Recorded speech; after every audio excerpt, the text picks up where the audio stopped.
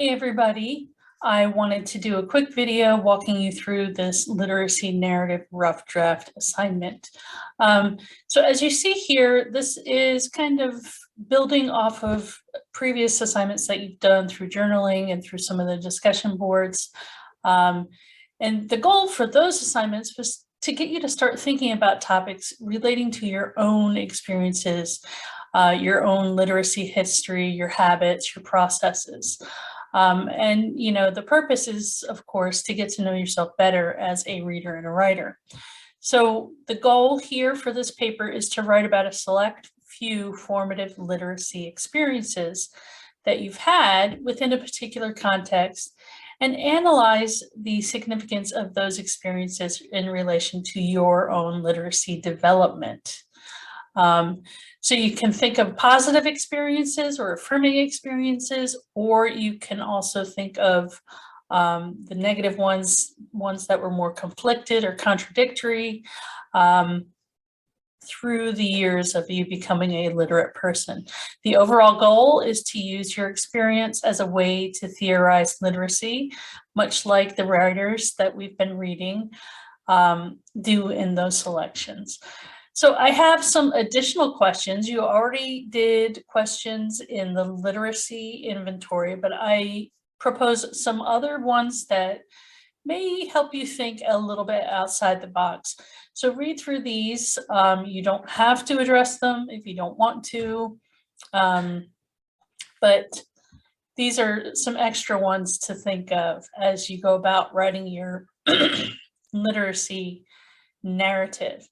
So what makes it good, right? It's the question on everybody's mind. What do I have to do? So your narrative should tell a story or stories about your literacy history, right? I want you to talk about where you are now as a writer and reader and how your past has shaped your present.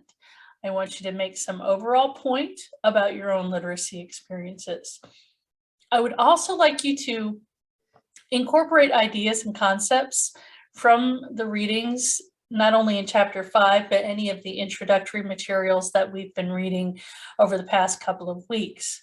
Anything that you think, may have stood out as you were working through the readings over the past 3 weeks. If you've taken notes, you might want to incorporate that as support, or, to say like, so-and-so gives an example in this reading and I relate to it because, something like that. Just to see that you're incorporating the ideas and concepts that have been introduced to you over the past 3 weeks.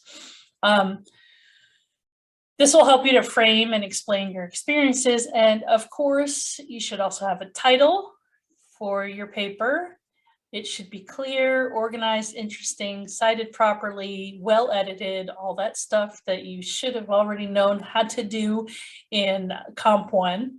And of course, you need to include, if you use any outside sources, I'm just looking specifically at the book. However, if you want to incorporate information from the video that we watched this week, or if you've read any of the outside links that weren't required reading, such as Stanley Fish, you can go ahead and cite that. So if you cite outside sources, you will need to include a separate works cited or a bibliography page. Remember, I'm open to you using whatever citation method or style is most comfortable for you. If you're more in tune with APA, that's fine. If you do MLA, that's the one I'm most familiar with, so I'll have an easier time with that. And if you use Chicago, great. As long as you are consistent with your citations and use the correct formatting.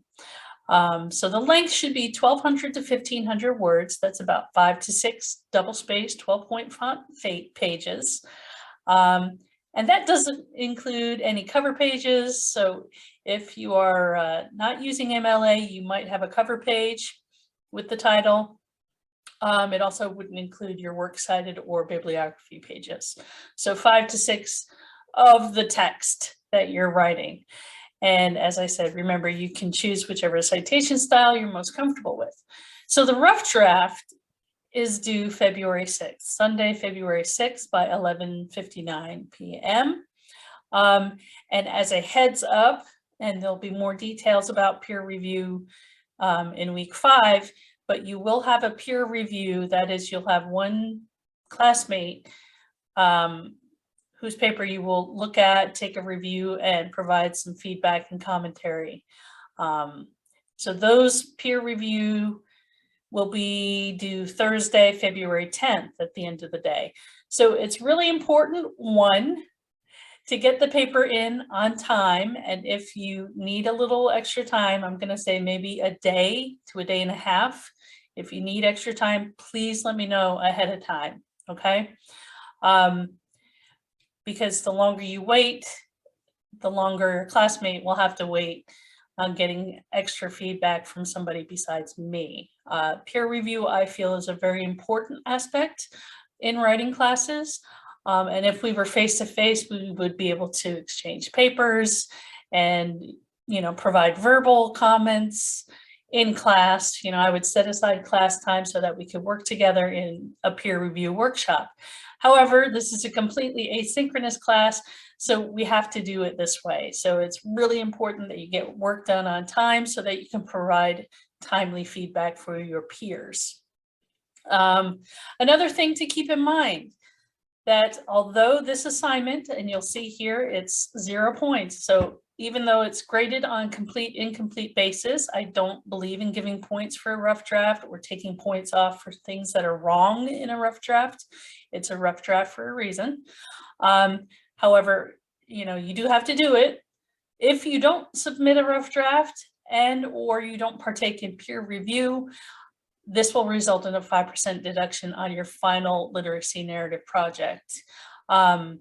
And that is something that I clearly stated in the course syllabus, and I even went over in my introductory video. So that is the literacy narrative. So 1,200 to 1,500 words, which is 5 to 6 pages, due Sunday, February 6th. And heads up for the peer review, that will be due that following Thursday, February 10th.